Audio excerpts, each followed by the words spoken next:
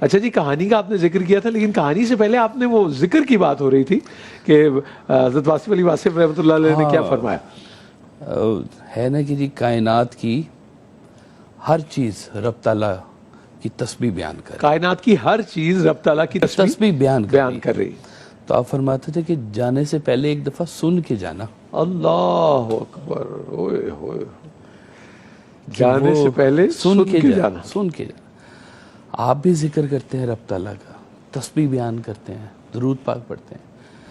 کبھی تو ایسا ہو کہ آپ کا درود، اللہ کا درود کہیں کسی مقام پر اکٹھے ہو جائے. سبحان اللہ، سبحان اللہ، سبحان اللہ. ہے تو ایک ہی طرف جا رہا ہے نا سارا. سبحان اللہ. تو کبھی کبھی مل بھی جائے تو سنک ہی نہیں ہو جائے. سنک ہی نہیں ہو جائے. تو یہ مہربانی کی بات ہوتی ہے، خاص مہربانی کی بات ہوتی ہے کہ، اور یہ اخلاص کے ساتھ، جی اسی کے ساتھ ساری. مجھے لگتا ہے بہت ساری چیزیں بڑی پیچھے رہ جاتی ہیں. اگر اخلاص کی ایسی دولت ہے کہ اگر آپ اس سے مالا مال ہوں تو پھر وہ جس سے ہم پریزنٹیشن پہ بہت زور دیتے ہیں وہ شاید پیچھے رہ جاتی ہے. جی ہاں، پریزنٹیشن تو کل ہی ابھی پرسوں جب ہم بات کر رہے تھے حضرت بلال حبشی کی کہ الفاظ کی ادائیگی ہے، تو حضرت داتا گنج بخش نے بھی ایک اپنا واقعہ اس میں لکھا ہوا ہے کہ ہم گئے تو وہ جو وہاں بزرگ تھے انہوں نے بھی سورہ فاتح میں کچھ تھوڑا سا ایسے، ان کا بھی لہجے کی تھوڑی غلطی تھی.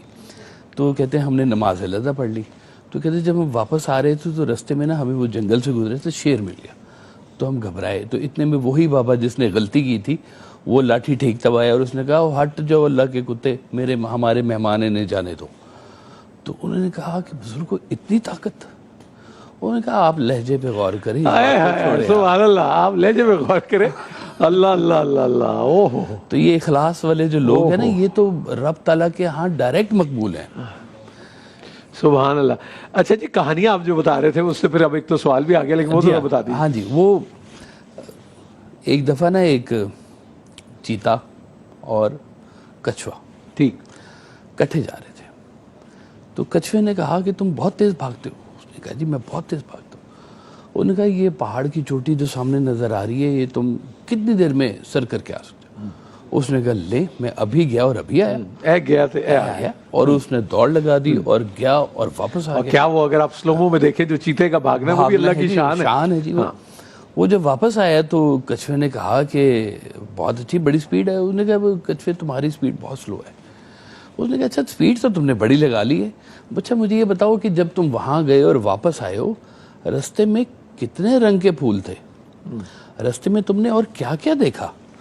اس نے کہا میں نے کچھ نہیں دیکھا، میں تو بھاگتا ہوا گیا ہوں، بھاگتا ہوا آیا ہوں. آؤ دیکھا بھاگتا گیا. تو اس نے کہا زندگی میں صرف بھاگنا ہی نہیں ہے، سپیڈ ہی نہیں پکڑنی. بعض اوقات ٹھہر کے چیزوں کو پریز کرنا، ان کی تعریف کرنا، ان کو سمجھنا، گل بات کرنا.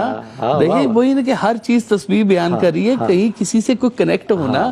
آپ فرمایا کرتے تھے کہ یہ جو پھول ہوتے ہیں، یہ پودے ہوتے ہیں، ان سے بات کیا کرو. یہ بھی بات کرتے ہیں آپ کے ساتھ. تو مجھے یاد ہے ہمارے گھر میں لگا ہوا تھا آم کا ایک درخت جی، تو اس پہ پھل نہیں لگتا تھا. تو آپ نے مجھے فرمایا کہ جاؤ اس کو جا کے کہو کہ اگر تم نے اگلے سال پھل نہ دیا تو ہم تمہیں کاٹ دیں گے. یہ درخت سے بات ہوئی؟ اچھا کہ کہو، جا کے کہو اسے کہو. اور میں گیا، میں نے جا کے آم کے پودے کو کہہ دیا. ٹھیک حکم تھا جیسے تھا. اگلے سال اس پہ بور آ گیا. اچھا جی. اور وہ اس کے اوپر پھل بھی آ گیا، ثمربار ہو گیا. تو آپ نے کہا دیکھو یہ سنتے ہیں. تو وہ مجھے اس وقت سے میرا یہ بلیف ہے کہ پھولوں سے بات کرنا.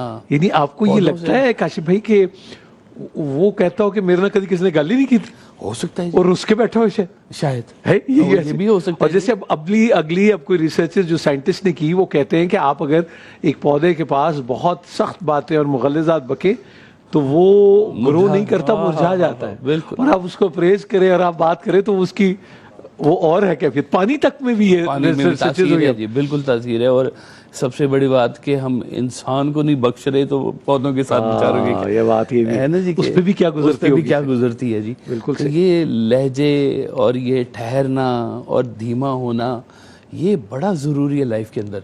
ہم لوگوں نے ہر چیز میں دوڑ لگائی ہوئی، ہر چیز میں. پیسہ کمانے میں دوڑ، شہرت لینے میں دوڑ، یہ حاصل کر لو، وہ حاصل کر لو، اور ان سب چیزوں میں کہیں ہم وہ جو درمیان میں ہمارا کور ہے ہم اس کو بھول گئے ہوئے. وہ کور ہمارا یہ ہے کہ ہم نے اس فطرت کے ساتھ بھی تو کہیں کنیکٹ ہونا ہے. وہ جو فاطر السماوات ہے اس نے ہمیں پیدا فرمایا ہے اور کہا غور کرو. تو غور کو کیسے کریں؟ غور کون کر رہا ہے؟ صحیح کہ اس فطرت کے ساتھ آپ بھی ایک فطرت ہی تو ہیں رب کی. تو کبھی اپنے آپ کو اس فطرت کے ساتھ جوڑ کے دیکھیں کہ یہ جو اللہ تعالیٰ نے تخلیق فرمائی ہے اس کا میرے ساتھ بھی کوئی رشتہ ہے کہ نہیں ہے. واہ واہ. میں ابھی یاد مجھے آپ کی بات سے آیا کہ جب بچپن میں ہم یس القرآن سے جب پڑھ رہے تھے تو وہ جب پچھلا سبق سنانا پھپھو جی کو تو وہ کبھی ایک جملہ وہ ان کی طرف سے ہوتا تھا کہ وہ یاد ہے تو سکپ کے بھی اگلا اب مزید ایک ہو جائے نا تو وہ کہتے تھے اگلا دوڑ تے پیچھا چوڑ. اس کو پکا لو پہلے, اس کو ذرا سا اور, لیکن جلدی تو ہوتی ہے کہ اور ہو جائے جلدی ہو جائے. لیکن آپ کو لگتا ہے کہ جس دوڑ کا آپ نے ذکر کیا اور جس چیتے کی آپ نے وہ بات کی اس میں پھر اس کا مطلب ہے کہ بہت ساری چیزیں کمپرومائز ہو جاتی ہیں اس سپیڈ کی وجہ سے. بہت کچھ کمپرومائز ہو رہا ہے.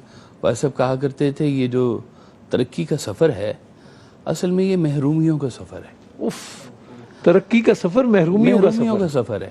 جسے ہم ترقی کہہ رہے ہیں اور جس میں ہم بھاگتے چلے جا رہے ہیں اس میں ہم اپنے ریلیشنز توڑتے چلے جا رہے ہیں. ریلیشنز مالک سے, ریلیشن فطرت سے, کائنات سے, انسان سے. ہمارے جو رب تعالیٰ نے ہمیں جن ریلیشنز میں پیدا فرمایا ہے ان ریلیشنز کو ہم لوگ توڑتے چلے جا رہے ہیں. اور جب ہم کامیابی اور دل بھی توڑتے چلے جا رہے ہیں توڑتے چلے, کیونکہ ہمارا مدعا اور ہے, ہمارا ٹارگٹ اور ہے. اور جب ہم وہاں پہنچتے ہیں تو پتہ چلتے ہیں کہ یہ کامیابی ہے اور میں ہوں اور تنہائی ہے, اللہ پیچھے کچھ بھی نہیں ہے, سب ریلیشنز آپ کے ٹوٹ گئے ہوئے ہیں. تو ہم نے جب غور کرنا ہے تو پتہ چلے کہ یہ مالک نے ہمیں کیا صرف یہی کچھ ہی کرنے کے لیے بھیجا ہوا ہے.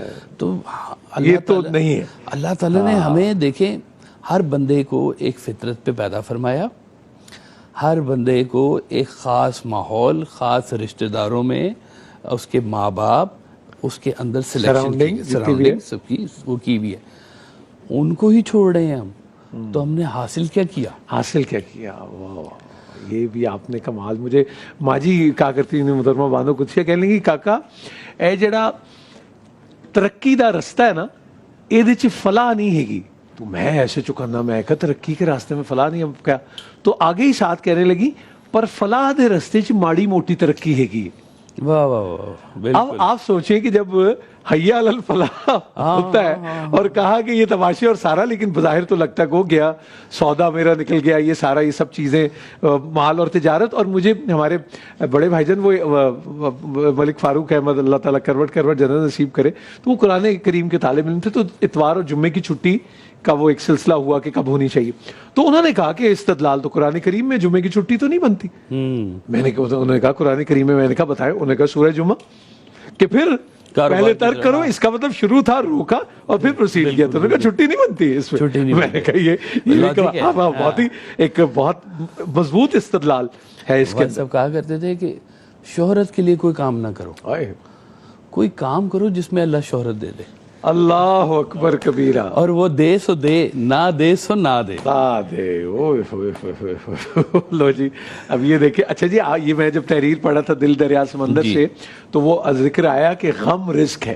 تو فوراً شلیم جو ہمارے کیپٹن اور پروڈیوسر ہے انہوں نے کہا اس سے تو پوچھیں گے غم کیسے رزق ہے, ذرا وضاحت فرمائیے. ایک آپ کا شعر سناتا ہوں کہ جس دن سے شناسائی ہوئی آپ کے غم سے, جس دن سے شناسائی ہوئی آپ کے غم سے, اس دن سے مجھے سینکڑوں غم ڈھونڈ رہے ہیں.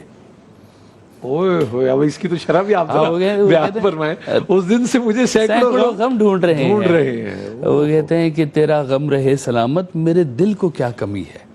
جس کو ایک غم ہو نا اس کو باقی غم نہیں ہوتے ہیں. اللہ اللہ اللہ. وہ غم عشق گر نہ ہوتا, غم روزگار ہوتا تو غم عشق ہی ٹھیک ہے, ورنہ روزگار کے تو بڑے غم ہیں. اور کہ خوشی سے مر نہ جاتے اگر اعتبار ہوتا. جی یہ نہ تھی ہماری. دیکھیں آج اگر آپ اس رات میں اس شعر کو پڑھیں تو کیا کیفیت بنے گی. یہ نہ تھی ہماری قسمت کے وصال یار ہوتا, اگر اور جیتے رہتے یہی انتظار ہوتا. کہوں کس سے میں کہ کیا ہے شب غم بری بلا ہے مجھے کیا برا تھا مرنا اگر ایک بار ہوتا. اور یہ اسد اللہ خان غالب ہیں تو کیسے دیے جو ہے وہ روشن کر دیتے.